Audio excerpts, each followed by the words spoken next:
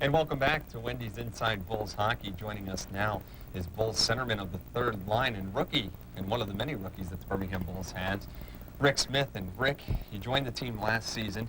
You played the final 4 games of the regular season and stick with us during the playoffs, and now you return. So you must have liked what you were able to see out of Birmingham to want to come back and join the Bulls again this season.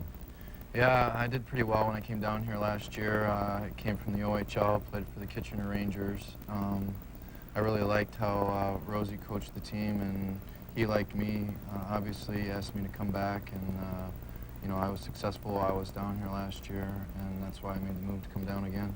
Now, Rick, you mentioned you come from the Ontario Hockey League Kitchener Rangers, but what many people don't know, you're one of the Americans on the team, born in Cleveland, Ohio, raised in Brighton, Michigan.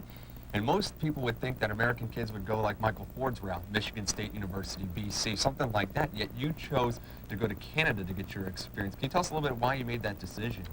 Yeah, I played Tier 2 Junior A. I was on my way to going to the University of Michigan. I had verbally committed there, talked to NHL scouts. They had suggested for me to go to the OHL, more experience with NHL scouts being there at the games. More exposure, and that's why I decided to go to the OHL. And talk a little bit about your OHL experience. Did you find the level of competition to be fairly strong out there, and how were you treated as an American going over to Canada to play? Well, you know, you always get hassled about the American boys coming over. They're used to the American kids going the college route. But for the most part, I was treated well. The hockey was very good. You know, a lot of NHL prospects.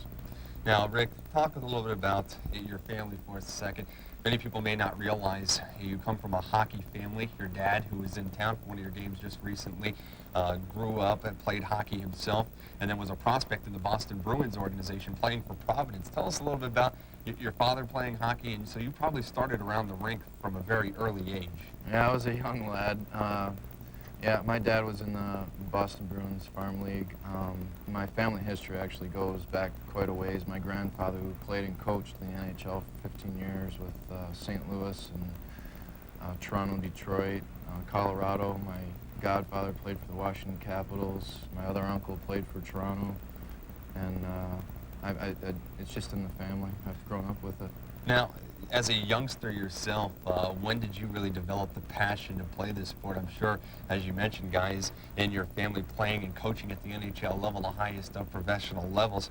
And so being around the rink as a little toddler, you must have said, geez, this could be me one day. Is that when it really started for you? Yeah, growing up with all my relatives who had played in the higher professional levels in the NHL, it was always in the back of my mind of playing there. I guess the passion started growing when I was about 6, 7 years old, when I first got into my organized hockey. Now, Rick, you come to the Bulls, and Rosie has elected to put you on a line with 2 other rookies, Scott Ray and Michael Ford. We call you the kid line, and Rosie likes the energy that you guys put out each and every night. Talk a little bit of what it's like for you guys to be playing at a level that it continues, the East Coast Hockey League continuing to get better year in and year out, and you have a bunch of rookies going out against teams like Louisiana, New Orleans, some of the top in the entire league. How does it feel playing next to those 2 guys and being a rookie line? It's good. I think the guys in the locker room respect what we do when we get out on the ice. If things aren't going right, our line seems to produce a lot of energy to get things going, the flow back, or the momentum for our team when things are going bad. I like having Scott Ray and Mike Ford on my wing. They both, Ford skates really fast. He's good with the puck, and Scott Ray is just a hard worker. He's in the corners bumping and grinding, causing a lot of havoc on the ice. And you just recently, the game on Sunday afternoon, earlier this past week in Lafayette, Louisiana, against a bitter rival, which you're starting to sense what that rivalry is all about. You probably have one of your best games down here in Birmingham. You pick up a hat trick. You were saying to me afterwards on the bus ride home that was your first professional hat trick, but more importantly, your first hat trick in quite some time, huh? Yeah, it's been a while since I've scored 3 goals. My OHL career was kind of a bumpy ride. I was out with an ACL injury my second year, so I was out for the whole season. But the last time I remember was when I was playing Junior A Tier 2 on my way to Michigan. And to be able to score my hat trick as a rookie, in this league, it feels pretty good. And Rick, talk a little bit about that night. I saw you at dinner afterwards, you were showing everybody like a happy little kid. You had the pucks from the Louisiana game, and everybody was wondering, why are you carrying around ice skaters' pucks with you? Can you give us that story, what you were doing? Well, Ray Pack, he gave me the other 2 pucks along with the 5th goal that I had scored for my hat trick. And I'm going to take the stick out of my Easton and give it to my mom and put the 3 pucks on it for a Christmas present. I'm sure Mama Smith is going to be very proud of you as we get ready for Christmas time. Rick, thanks a lot for taking time to join us. We look forward to many more exciting moments out of number 9. Thank you very much. That's Bulls centerman Rick Smith. Fans, we need to step aside and take a quick break. We'll be back with more on Wendy's Inside Bulls Hockey.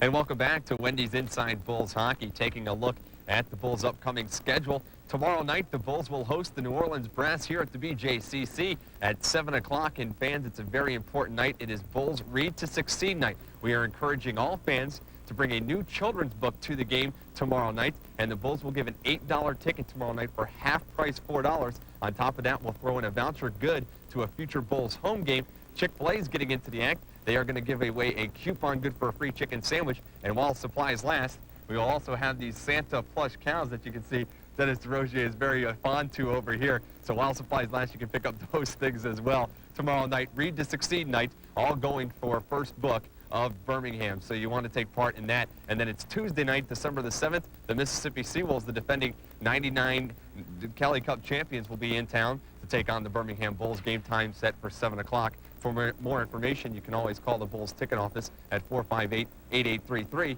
or for individual game tickets, you can call Ticketmaster at 715-6000. It's now time for the biggie question of the week, and this question comes from Russ Frederikas. And this week's biggie question of the week, Coach, is Russ wants to know why and how do you develop a plan to put your players on the ice for power plays and penalty kill units? What goes into determining that? I assume you mean which players? Yes.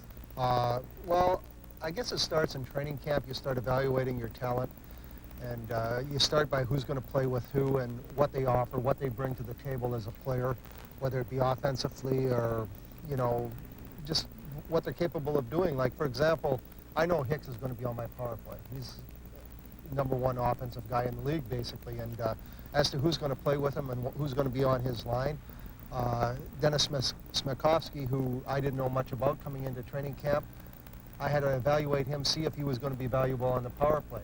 Well, one look at him on the power play, I knew he was because of the way he takes a beating in front of the net. He's got good hands, make good plays, sees the ice all over.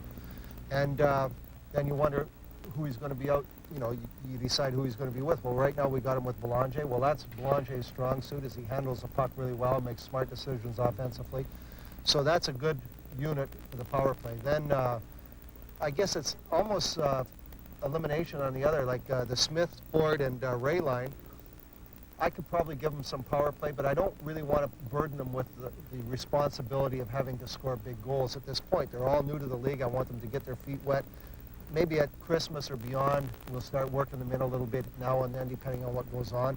But the way our other line's set up with Rivard, whether it be Scarf and Prosovsky or Hebert, whoever's out there in that particular situation, they're all more veteran-type players that have earned the right to be on the power play somewhat. So, for example, Smith line right now, they're still earning the right, and they will earn that right as time goes by, and as next year possibly any of them in this league, they will have earned the right to get more responsibility and more offensive situations like that. So it's a matter of what their abilities are, how long they've been around, what they're capable of doing, and basically the same on the penalty kill. No, the difference being on the penalty kill is you've got to be a really good skater. So right now we're using Hicks and Smikovsky. I'm using when he's healthy, Rivard and Ray. But I've also got guys that are capable of killing penalties like Hebert, Lutz, Smith, possibly a Ford, although I don't think he's done it a lot, but he's a good skater. He could do that. So depending on the makeup of your team basically determines who you're going to use in those situations. Thanks, Russ, for your question. And just remember, fans, you can participate in the Biggie Question tonight. All you have to do is send a question care of the Birmingham Bulls to P.O. Box 1506, Birmingham, Alabama 35201. And Dennis taking a look at tomorrow night's game. It's the New Orleans Brass coming into town, a team that we are not strangers with. We have faced off with them in a lot of close games already this season. They seem like nip and tuck games. What can you tell us about the Brass? Well, we know they're a good team. They got Jeff Lazaro. They got guys like Derek. And, you know, if they've had a problem in the past, it's been their goaltender. I think maybe that might be the weak link. Not that he's a bad goalie, but they've got good defense and good forwards. I think they can score goals. They've just seemed to be in a bit of disarray this year. They've had some key injuries. We go into their building and took 3 or 4 points, lost one in a shootout, beat them in our building. So we've had fairly good success against them this year, but we can't hang our hat on that. That doesn't mean anything. They're a team that you got to play hard against every night. They've got good speed, and it'll be a good hockey game.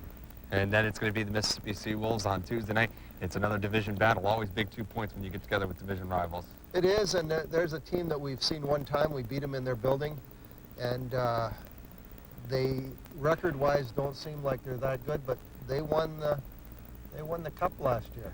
And I don't care how their record is right now. They still got to have people on that team that have winning attitudes, that know what it takes to win. Obviously, they won the 7th game, I believe it was, last year against Richmond in double overtime. So that takes some grit and some fortitude, and they got to have good players. So I'm expecting them to break out of their slump at any time. So I'm not playing them down as a weak team, even though they're down towards the bottom of the pack in our league and in our division. I think they're probably still a pretty strong team. So fans, hope to see you out here tomorrow night when the Bulls take on the New Orleans Brass. Once again, Reed to 16 night, and then Tuesday the Bulls will be in home action against the Mississippi Sea Wolves. That's about does it here from the inside the BJCC tonight.